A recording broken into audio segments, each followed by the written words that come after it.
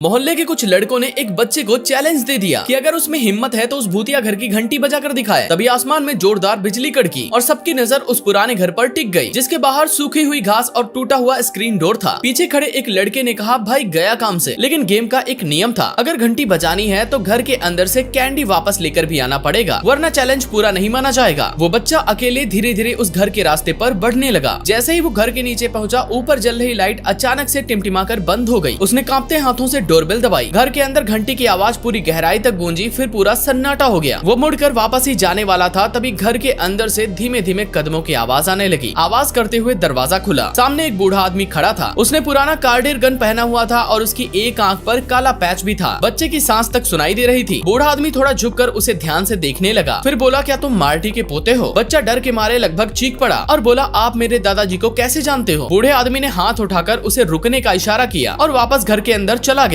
ये भागने का सबसे सही मौका था, लेकिन बच्चा चाहकर भी भाग नहीं पा रहा था, जैसे किसी ने उसके पूरे शरीर को जकड़ लिया हो। कुछ सेकंड बाद बूढ़ा आदमी वापस आया। उसके हाथ में एक पुरानी पोलराइडर फोटो थी। फोटो में बच्चे के दादाजी जवान थे, उनके साथ वही बूढ़ा आदमी भी खड़ा था। बूढ़ा आदमी हल्का मुस्कुराया और बोला, तुम्हारे दादाजी मेरे सबसे अच्छे दोस्त थे। वो अक्सर यहाँ आकर अपने बच्चे और पोतों की बातें किया करते थे। फिर उसने बच्चे के हाथ में एक बड़ी सी चॉकलेट रख दी। जब बच्चे ने बताया कि उसके दादाजी पिछले साल गुजर चुके हैं, तो बूढ़े आदमी का चेहरा उतर गया। उसने धीरे से अपनी जेब से एक पुराना पीतल का कीचेन निकाला, जो सालों के इस्तेमाल से घिस चुका था, और बोला, तुम्हारे दादाजी ने मुझे ये तब दिया था जब वो 40 के थे। उसने वो कीचेन उस बच्चे के हाथ में रख दिया और बोला, अब ये तुम्हारा होना चाहिए। फिर बूढ़े आदमी ने बच्चे के पास रखे एक कटोरे में हाथ डाला और बच्चे के हाथ पर एक गमी आईबॉल कैंडी रख दी। इसके बाद उसने अपनी एक आंख से हल्का सा विंक किया। बच्चे ने तुरंत कीचेन जेब में डाली और पूरी ताकत से भागता हुआ नीचे की तरफ दौड़ पड़ा। भागते भागते वो जोर जोर से चिल्ला रहा था, उसने मेरी आंख निकाल ली। ये सुनते ही फ्रेडी डर के मारे घास पर गिर पड़ा और बाकी सारे बच्चे सड़क की तरफ भाग गए। फिर बच्चे ने हंसते हुए फ्रेडी के हाथ में वो नकली आंख और ऊपर से कैंडी रख दी और बोला, जस्ट किडिंग।